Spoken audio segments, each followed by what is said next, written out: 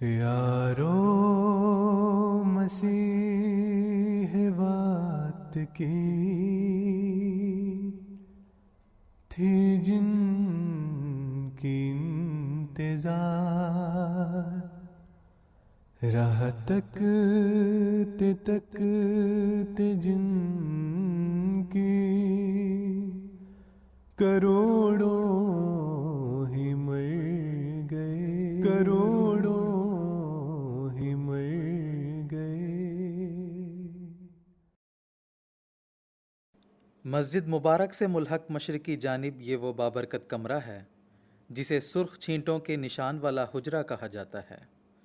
اس بابرکت حجرے میں سن 1885 بمطابق 27 رمضان 1302 ہجری کو اللہ تعالیٰ نے اپنے پیارے مہدی کے لیے دست قدرت کا ایک کشفی معجزہ دکھایا، جو کشفی امر کے خارج میں وجود پکڑنے کا ایک عظیم الشان نشان ہے، جس کا ذکر کرتے ہوئے اس معجزے کے عینی شاہد حضرت منشی عبداللہ سنوری صاحب رضی اللہ تعالی عنہ فرماتے ہیں، میں اس وقت حضور کے پاؤں دبا رہا تھا حتیٰ کہ آفتاب نکل آیا اور حجرے میں بھی روشنی ہو گئی۔ میرے دل میں اس وقت بڑے سرور اور ذوق سے یہ خیالات موجزن تھے کہ میں کیا ہی خوش نصیب ہوں، کیا ہی عمدہ موقع اللہ سبحانہ تعالی نے مجھے دیا ہے کہ مہینوں میں مہینہ رمضان شریف کا ہے، اور تاریخ بھی جو 27 ہے مبارک ہے، اور عشرہ بھی مبارک ہے، اور دن بھی جمعہ ہے جو نہایت مبارک ہے، اور جس شخص کے پاس بیٹھا ہوں وہ بھی مبارک ہے۔ اللہ اکبر، کس قدر برکتیں آج میرے لیے جمع ہیں۔ اگر خداوند کریم اس وقت کوئی نشان حضرت اقدس علیہ السلام کا مجھے دکھلاوے تو کیا بعید ہے۔ میں اسی سرور میں تھا اور پاؤں ٹخنے کے قریب سے دبا رہا تھا کہ یکا یک حضرت اقدس علیہ السلام کے بدن مبارک پر لرزہ سا محسوس ہوا، اور لرزے کے ساتھ ہی حضور علیہ السلام نے اپنا ہاتھ مبارک منہ پر سے اٹھا کر میری طرف دیکھا۔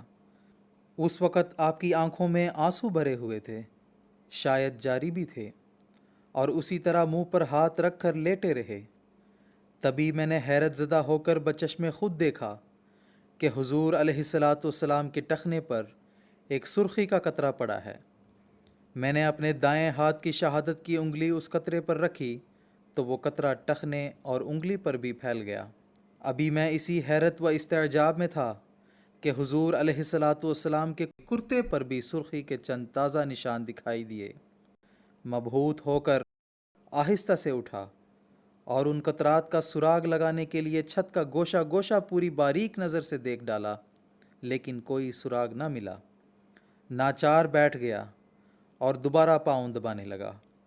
تھوڑی دیر بعد حضور علیہ السلام عالم کشف سے بیدار ہو کر اٹھے اور مسجد مبارک میں تشریف لے آئے۔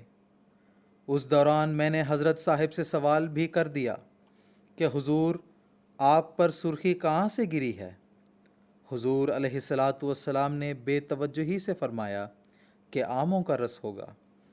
میں نے کہا حضور، آموں کا رس نہیں، یہ تو سرخی ہے۔ اس پر حضور علیہ السلام نے سر مبارک کو تھوڑی سی حرکت دے کر فرمایا، کتھے ہے؟ میں نے کرتے کا نشان دکھا کر کہا کہ یہ ہے۔ حضور علیہ السلام نے کرتا سامنے کی طرف کھینچ کر اور اپنا سر ادھر ادھر پھیر کر قطرے کو دیکھا اور پھر فرمایا، میں نے عالم کشف میں دیکھا کہ بعض احکام قضا و قدر میں نے اپنے ہاتھ سے لکھے ہیں کہ آئندہ زمانے میں ایسا ہوگا، اور پھر اس کو دستخط کرانے کے لیے خداوند قادر مطلق جل شانہ کے سامنے پیش کیا، اور اس نے جو ایک حاکم کی شکل پر مشتمل تھا اپنے قلم کو سرخی کی دوات میں ڈبو کر اول اس سرخی کو اس عاجز کی طرف چھڑکا، اور بقیہ سرخی کا جو قلم کے منہ میں رہ گیا اس سے اس کتاب پر دستخط کر دیے، اور ساتھ ہی حالت کشف دور ہو گئی۔ اور حضرت مسیح موعود علیہ السلام نے مجھ سے پوچھا کہ دیکھیں کہیں آپ پر بھی سرخی کا کوئی قطرہ تو نہیں گرا۔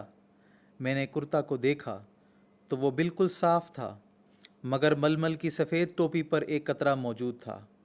میں نے حضور اقدس علیہ الصلاۃ والسلام کی خدمت میں عاجزانہ درخواست کی کہ حضور مجھے اپنا یہ اعجازی کرتا بطور تبرک عنایت فرمائیں۔ حضور علیہ الصلاۃ والسلام نے فرمایا، مجھے یہ اندیشہ ہے کہ ہمارے بعد اس سے شرک پھیلے گا اور لوگ اس کو زیارت گاہ بنا کر اس کی پوجا شروع کر دیں گے۔